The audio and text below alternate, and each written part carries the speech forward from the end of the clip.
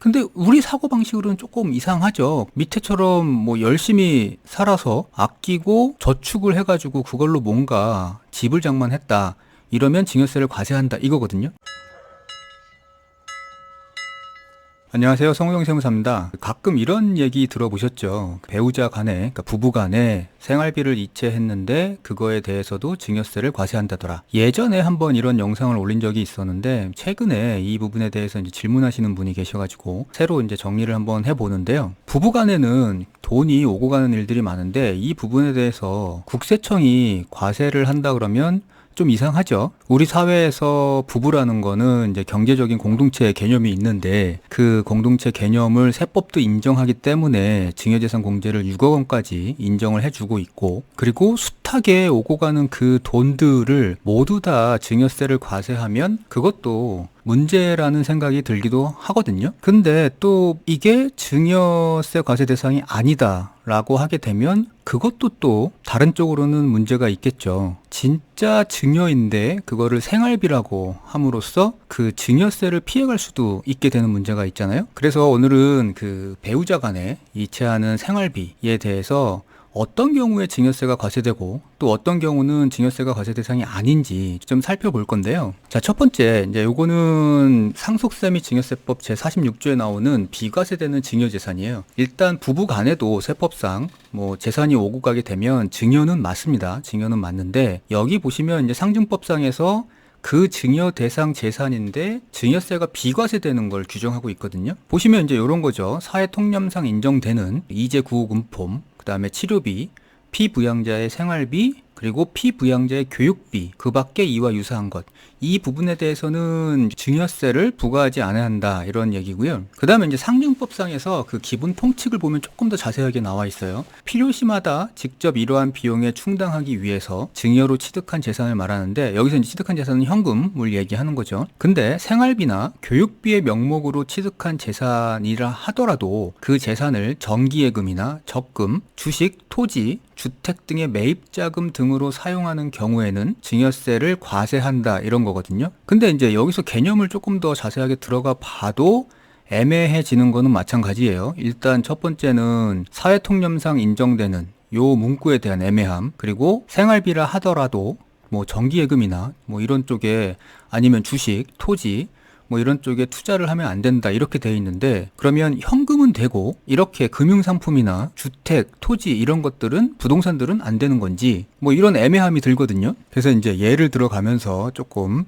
자세하게 살펴보도록 하겠습니다. 자, 일단 그러면 사회통념상 인정하는 건데 그럼 얼마까지 비과세로 볼 거냐 이 문제거든요. 뭐 남편이 직장을 다니고 있는데 월급을 받죠. 그러니까 우리네 사고방식으로는 직장 다니는 남편이 월급을 받으면 그거를 이제 아내의 계좌로 이체해가지고 생활을 하는 경우가 비일비재한데 일단 뭐 위에서 보는 것처럼 월급이 300만 원이다. 그래서 300만 원을 아내한테 다 이체를 해서 생활비로 쓴다. 두 번째는 3천만 원이다. 그래서 아내한테 3천만 원을 월 이체해가지고 생활비로 쓴다. 그럼 금액 차이가 엄청나게 많이 나잖아요. 300만 원은 왠지 생활비로 인정을 해줄 것 같고 3천만 원은 그냥 상식적으로 생각해도 너무 많지 않나 이런 거는 뭐 증여로 과세되지 않을까 뭐 이런 생각이 드는데 판례를 하나 볼게요. 이건 대법원의 판례인데 2015년도 이 판례의 내용을 간단하게 설명하면 남편이 있어요. 이 남편이 2년 반 동안에 총 35회 정도에 걸쳐 가지고 뭐 계좌 이체가 됐던 아니면 뭐 수표로 건네주던 해가지고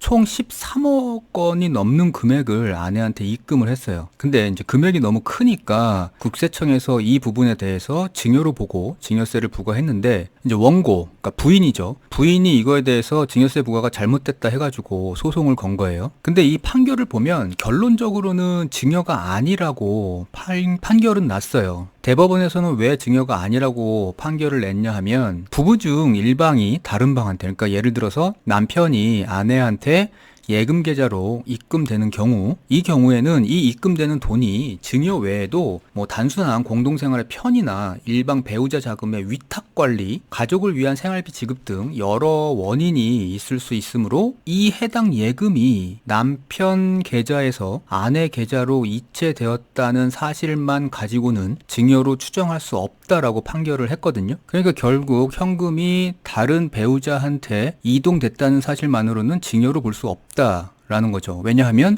그 돈이 어디에 쓰일지 아직 모르기 때문에 이게 주된 내용이고요. 그래서 이 판례를 보고 다시 아까 이 법 조문으로 넘어오면 여기서 얘기하고 있는 지금 사회 통념상 인정되는 이라는 요 문구는 그렇게 중요해 보이지 않는다는 거죠. 왜냐하면 이제 막 결혼한 부부, 신혼 부부가 사회 통념상 인정되는 생활비 규모와 아이 셋을 키우고 부모님을 봉양하는 50대 부부가 필요한 생활비 규모는 어마어마하게 차이 나기 때문에 그거를 획일적으로 사회 통념상으로 규정하기는 어려운데, 그렇기 때문에 이체되는 규모만으로 좀 전에 판례에서 보는 것처럼 증여로 추정한다는 것 자체는 불가능하다라는 거고요. 그러면 이 생활비가 문제가 되는 경우는 어떤 거냐? 그러니까 증여세를 과세한 이제 사례인데 불복을 해가지고 심사 청구를 한 사례예요. 내용을 요약하면 이제 A 씨라고 건설 회사를 운영하는 이제 대표이사인데 이분이 남편이죠.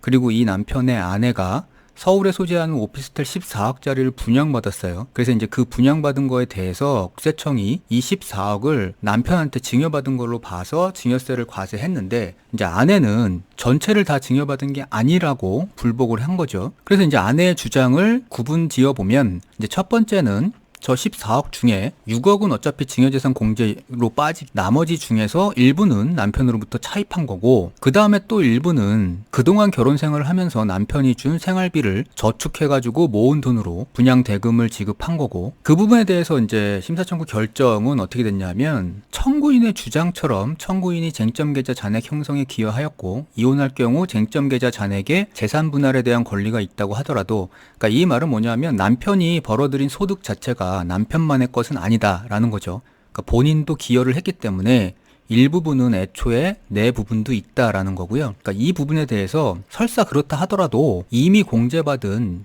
6억 원에 반영되어 있다라고 결정을 한 거죠. 그러니까 아내도 기여한 게 있다 하더라도 그 기여한 분은 이미 세법에서 인정하고 있는 6억 원으로 공제받았다고 보는 거고요. 그리고 생활비에 대한 주장에 대해서도 청구인 부부의 생활비 등 명목으로 형성된 쟁점 계좌 잔액이라 하더라도 청구인 소유의 쟁점 부동산 전세보증금 반환 자금으로 사용하는 경우에는 증여세가 비과세되는 생활비로 보지 아니하는 것이고 라고 했거든요. 그러니까 결국 이 말은 뭐냐면 생활비를 받았는데 그 생활비를 가지고 어떻게 사용했는지가 중요하다는 거죠. 그러니까 아까 법 조문 볼 때 요거죠. 여기 보시면 이제 기본 통칙에서 생활비 또는 교육비의 명목으로 취득한 재산의 경우에도 그 재산을 정기예금, 적금 등에 사용하거나 주식, 토지, 주택 등의 매입자금 등으로 사용한 경우에는 비과세가 되지 아니한다. 요 말인 거죠. 그러면 이제 결론이 이렇게 나버리죠. 남편이, 그러니까 똑같이 1,000만 원을 버는 남편이 있는데 이 남편이 1,000만 원을 벌어가지고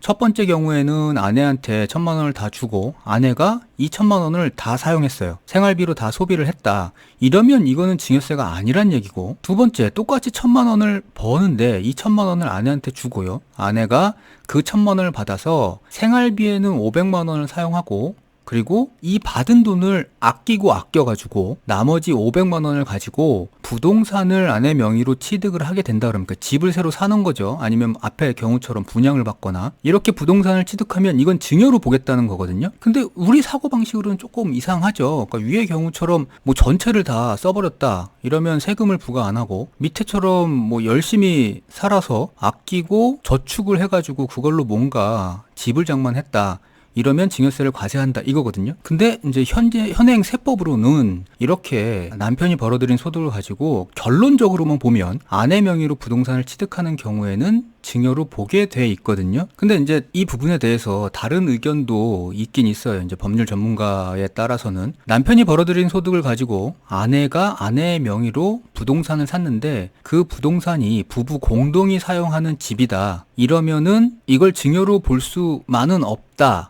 라는 의견인데, 그럼 이 부분은 증여가 아닐 수도 있지 않냐라는 견해가 있는데, 근데 국세청은 계속적으로 아내 명의로 부동산을 취득하게 되면 과세를 하고 있는 입장이거든요. 그래서 이제 혹자는 이 사실을 가지고, 그러니까 소송까지 가면 이길 수 있다라는, 뭐 앞에 봤던 대법원의 판례처럼 그런 것들을 얘기하는 사람이 있는데, 사실 앞에 대법원 판례도 그 전에 조세 불복부터, 그러니까 1심, 2심이죠. 까지는 다 국세청이 승소한 거고요. 마지막에 지금 대법원에서 뒤집힌 건데, 설사 이런 다른 의견이 맞다 하더라도 국세청이 과세 입장을 고수하고 있는 한은 저걸 뒤집으려면 결국에는 소송까지 가야 되는데, 이게 일반 사람들이 소송을 그렇게 오래 진행을 막 2년, 3년씩 하기에는 시간적으로도 부담이고 비용적으로 부담이다 보니, 만약에 증여세가 과세가 뭐 1,000만 원 이렇게 나왔다 그러면 이런 시간적인 문제나 비용적인 문제들 때문에 그냥 1,000만 원을 내버리고 끝내는 경우가 더 많겠죠. 그래서 이 부부간의 생활비 이체에 대한 증여세 문제를 일단 정리를 하게 되면 뭐 이런 거예요. 첫 번째, 생활비를 뭐 이체했다는 사실 하나만으로는 증여세를 과세하기는 어렵다. 그게 어디로 쓰여질지를 모르기 때문에. 그리고 현재까지는 이 생활비를 생활비로 사용하지 않고 다른 곳에 투자 목적으로 사용하거나 부동산을 구입하게 되면 증여세가 과세될 확률이 높다 라는 거고요. 그리고 이 문제에 대해서 우리는 어떻게 해야 되냐, 일단 생활비로 돈이 이체되고 나서 그거를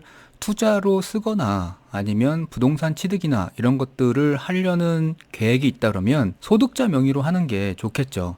그러니까 운용을 하는 것도, 투자 운용을 하는 것도 소득자 명의로 하고, 그리고 부동산 취득을 해도 소득자 명의로 취득하는 게 일단 증여세 과세를 받지 않고 갈 수 있는 방법이고요. 그리고 혹시 부부 공동 명의로 해야 한다 이러면 자금 출처, 그러니까 직업이 없는 전업 주부 같은 경우에는 자금 출처에 대한 대비도 마련을 해놔야 된다는 거죠. 단순히 생활비를 절약했어요는 자금 출처를 입증할 수 있는 자료는 못 되니까 앞에 얘기에서도 봤다시피 뭐 그런 부분에 대한 준비도 있어야 된다는 거고요. 그리고 부부간에는 10년간 증여재산 공제가 6억까지 되니까 이 부분도 기억해 뒀다가 사용을 하면 좋을 것 같습니다. 자, 오늘 시간 마치겠습니다. 감사합니다.